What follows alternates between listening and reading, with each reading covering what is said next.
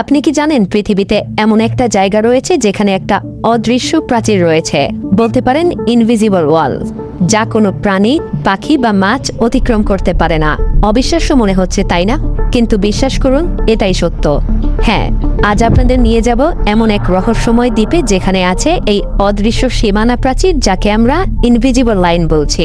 প্রকৃতি নিজেই এই রহস্যময় প্রাচীর তৈরি করেছে। এই সীমানা ইন্দোনেশিয়ার বালি এবং লম্বক দ্বীপগুলোর মাঝে।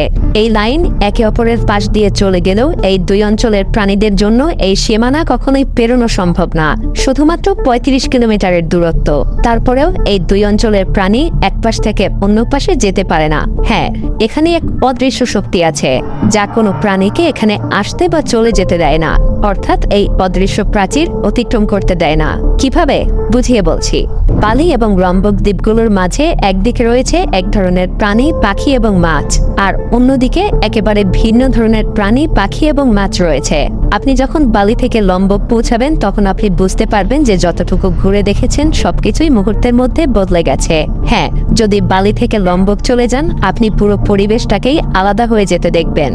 এবং এই রহস্যময় সীমানাটার সবথেকে অদ্ভুত বিষয় হলো, এটা শুধু মানুষ ছাড়া অন্য কোনো প্রাণী বা মাছের পক্ষে পার করা সম্ভব না। এমনকি একটা পাখিও উড়ে যেতে পারে না। আপনি নিশ্চয়ই ভাবছেন, এই ৩৫ কিলোমিটার দূরে এমন কি আছে যে প্রাণীরা একদিক থেকে আরেক দিকে যেতে পারে না? সত্যি বলতে, এই সীমানার পেছনে রয়েছে এক অদৃশ্য শক্তি, যা সবার অগোচরে পুরো পরিবেশকে একে অপরের থেকে আলাদা করে রেখেছে। আর এই অদৃশ্য প্রাচীরের রহস্য জানতে হলে আমাদেরকে ১৫০ বছর পেছনে যেতে হবে।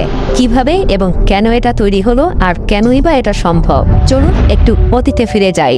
১৫০ বছর আগে এক ব্রিটিশ গবেষক আলফ্রেড রসেল ওয়ালিস এই রহস্যময় লাইনটা আবিষ্কার করেছিলেন। তিনি জানতেন না যে তার এই আবিষ্কার একদিন পুরো পৃথিবীকে চমকে দেবে। আসলে ওয়ালিসের জীবনটাও ছিল অত্যন্ত নাটকীয়। ইংল্যান্ডের একটা সাধারণ পরিবারে জন্ম নেয়া আলফ্রেড ছোটবেলা থেকেই পড়াশোনায় আগ্রহী ছিলেন।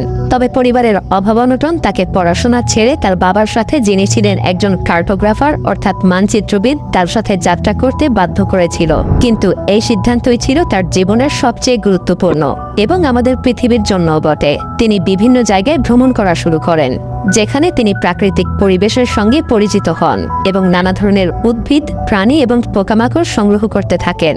এভাবেই তিনি ১৮৫৪ সালে একদিন নৌকা নিয়ে ৩৫ কিলোমিটার দূরে লম্বক দ্বীপে চলে যান। আর সেখানে পৌঁছানোর পরে তিনি প্রথমবারের মতো উপলব্ধি করেন কিছু একটা অস্বাভাবিক ঘটছে। এখানে তিনি এমন সব প্রাণী দেখেন যেগুলো তিনি আগে কখনো দেখেননি। কোমোডো ড্রাগন, ক্যাঙ্গারু, কোয়ালা, এমন সব অদ্ভুত প্রাণী। এইসব প্রাণীগুলো কোথা থেকে এসেছে, কেন তারা বালি বা অন্যান্য দ্বীপে নেই? ওয়ালিস আর তার সঙ্গীরা বেশ অবাক হয়ে যান। এখানে তার কাছে এক বড় প্রশ্ন এসে দাঁড়ায়, কেন এই দ্বীপে এত বিচিত্র প্রাণী বসবাস করে? কিছু একটা শক্তি কাজ করছে, এটা সে বুঝতে পারছিল। তবে এই রহস্যময় পরিস্থিতি তাকে ভাবিয়ে তোলে, কিন্তু সমাধানটা আসতে আরো কিছুদিন সময় লাগে। এবং সেই সময়ের মধ্যে তাকে এমন এক অদ্ভুত রোগে আক্রান্ত হতে হয় যা তাকে এক জায়গায় বিশ্রাম নিতে বাধ্য করে। আর সেই বিশ্রামের সময় এই রহস্যময় লাইন সম্পর্কে তার মস্তিষ্কে প্রথম একটা অসাধারণ ধারণা আসে, এবং এই ভাবনাই ছিল তাকে পৃথিবী জুড়ে অবিস্মরণীয় করে তোলার পথে প্রথম পদক্ষেপ। ওয়ালিস যখন তার বিশ্রামে ছিলেন তখন তার মনে অদ্ভুত চিন্তা আসলো। তিনি বুঝতে পারলেন এখানে যা ঘটছে তা কোনো সাধারণ বিষয় না। বালি এবং লম্বক দ্বীপের প্রাণী, পাখি এবং মাছের মধ্যে যে বৈচিত্র্য আছে তা কোনো সাধারণ বিষয় না। কিছু একটা বড় অদৃশ্য শক্তি তাদেরকে পৃথক করে রেখেছে। তবে কি সেই শক্তি? ওয়ালিসের মনে তোলপাড় শুরু হলো। ৩টা প্রশ্ন তার মনে ঘুরপাক খাচ্ছিল। প্রথমত, কেন এই দুইটা দ্বীপের প্রাণী একে অপরের সাথে মেলামেশা করে না? দ্বিতীয়ত, কেন পাখিরাও এই অদৃশ্য সীমা পার করতে পারে না? এবং তৃতীয়ত, দুই পাশের মাছেরা কেন এত আলাদা? একটা সময় ওয়ালিস মনে করলেন কিছু একটা রহস্যময় ব্যাপার ঘটছে, এবং তিনি তার পর্যবেক্ষণ দিয়ে একটা তত্ত্ব তৈরি করলেন। ওয়ালিস বললেন, বালি এবং লম্বক দ্বীপ একসময় একে অপরের সঙ্গে যুক্ত ছিল।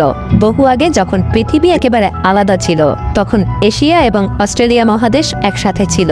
কিন্তু যখন পৃথিবীর তাপমাত্রা বেড়ে যায় এবং সমুদ্রের পানি বৃদ্ধি পায়, তখন এই দুটো মহাদেশ আলাদা হয়ে যেতে থাকে এবং আলাদা হয়ে যায়। ওয়ালিসের থিওরি অনুযায়ী যে প্রাণীরা বালি দ্বীপে বসবাস করে তারা মূলত এশিয়ার প্রাণী, যেমন হাতি, বাঘ এবং আরো অনেক প্রজাতির প্রাণী। আর যারা লম্বক দ্বীপে থাকে তারা অস্ট্রেলিয়ার প্রাণী, যেমন ক্যাঙ্গারু, কোয়ালা এবং কোমোডো ড্রাগন। আর এই প্রাণীগুলো একে অপরের সঙ্গে মিশতে পারে না, কারণ তারা লাখ লাখ বছর আগেই আলাদা হয়ে গেছে, যখন পৃথিবী থেকে এক মহাদেশ ভেঙে নতুন দ্বীপ এবং সমুদ্র তৈরি হয়েছিল। এই তত্ত্বটা সেই সময় শুধু প্রাণীদের বৈচিত্র্যই ব্যাখ্যা করে না, বরং বৈজ্ঞানিক দৃষ্টিকোণ থেকেও পৃথিবীর সম্পর্কে আমাদের ধারণা বদলে দেয়। যদিও সেই সময়ের বহু বছর পরে আমরা এখন বিজ্ঞানের কল্যাণে জানতে পেরেছি যে আমাদের পৃথিবী কখনোই একরকম ছিল না। এটা একটা চলমান প্ল্যানেট, যেখানে মহাদেশগুলোর প্লেট টেকটনিক্সের মাধ্যমে ধীরে ধীরে একে অপরের থেকে বিচ্ছিন্ন হয়ে যাচ্ছে, আর এটা এখনো চলমান।